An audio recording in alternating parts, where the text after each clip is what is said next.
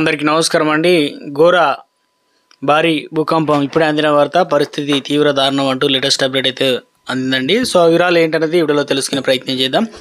వీడియోని చివరి వరకు చూడండి, అర్థమవుతుంది. మరోసారి ఛానల్ వస్తే తప్పకుండా సబ్స్క్రైబ్ చేసుకొని చూస్తున్నారు కానీ లైక్ చేయడం మర్చిపోతున్నారని వెంటనే లైక్ చేయండి. వివరాలకు అయితే వెళ్ళిపోదామండి.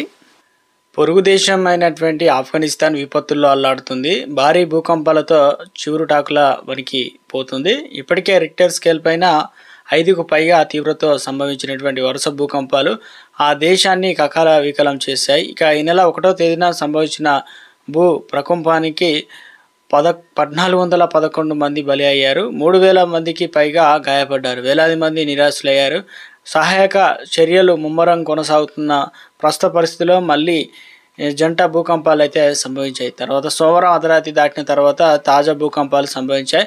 34.55 నార్త్ అక్షాంశం, 70.68 తూర్పు రేఖాంశం పరిధిలోకి వచ్చే ఆఫ్ఘనిస్తాన్ ఈశాన్యం ప్రాంతంలో నగర్హార్ ప్రావిన్స్లో భూమి కంపించింది. భూపరితల నుంచి 34 కిలోమీటర్ల లోతున టెక్టానిక్ ప్లేట్లో చోటు చేసుకున్న పెను కదలికల వల్ల భూమి ప్రకోపించినట్లు నేషనల్ సిస్మాలజీ సెంటర్ వెల్లడించింది.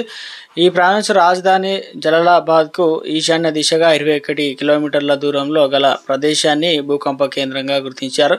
ఇక గాజీ అభిమానులల్లా కౌంట్ టౌన్, గాడి గాస్ వంటి ప్రదేశాల్లో భూమి కంపించింది. పాకిస్తాన్ సరిహద్దులో కానుకొని ఉండే ప్రాంతం కావడం వల్ల అక్కడ కూడా తేలికపాటి ప్రకంపనలు అయితే స్టార్ట్ అయ్యాయన్నమాట. ఇక పెషావర్ సమీప ప్రాంతంలో భూమి స్వల్పంగా కంపించింది. ఈ రీజియన్ పరిధిలో పట్టణాలు, గ్రామాల్లో కొన్ని చోట్ల నివాసాలు బీటలు వారినట్లు కూడా సమాచారం అయితే అందింది. భూకంపం సంభవించిన వెంటనే స్థానికులు తీవ్ర భయాందోళనకు గురయ్యారు. ఇళ్లలో నుంచి బయటికి పరుగులు తీశారు.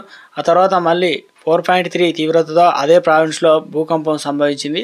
ఈ నెల 1వ తేదీ నాటికి భూకంప సహాయక చర్యలు కొనసాగుతున్న ప్రస్తుత పరిస్థితిలో ఈ జంట ప్రకంపనలు ఆ దేశ ప్రజలను నిలువెల్లా వణికించాయి. కంటి మీద కునుకు లేకుండా చేశాయి.